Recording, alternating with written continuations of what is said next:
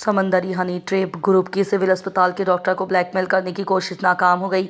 थाना city police ने खातून समेत 5 अफराद को गिरफ्तार करके मुकदमा दर्ज कर लिया। मुतासरा doctor Mohammad Ali gold medalist Faisalabad के मुताबिक हनी ट्रैप ग्रुप में कुछ मुलजिमान अपने आप को मुबैना तौर पर जाली मीडिया नुमाइंदगान जाहिर करते रहे। पुलिस हुक्काम के मुताबिक डिजिकोट के नवाही गाँव 268 गाँव बे की रिहायशी खातून सुमेरा अल्ट्रासाउंड करवाने सिविल अस्पताल समंदरी आई और डॉक्टर मोहम्मद अली रेडियोलॉजिस्ट के मुताबिक उन्होंने खातून का अल्ट्रासाउंड किया। इसी दौरान खातून ने शोर मचा दिया कि डॉक्टर ने मेरे पर्स से मुबैना 60,000 चोरी कर लिए हैं।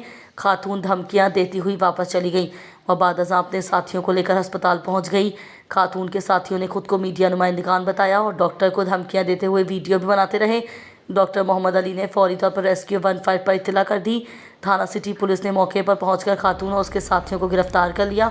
गिरफ्तार मुलजिमान में सुमेरा, जोजा, मंजूर, सलीम, जाफ़र हुसैन, यासिर और अनवार के नाम शामिल हैं।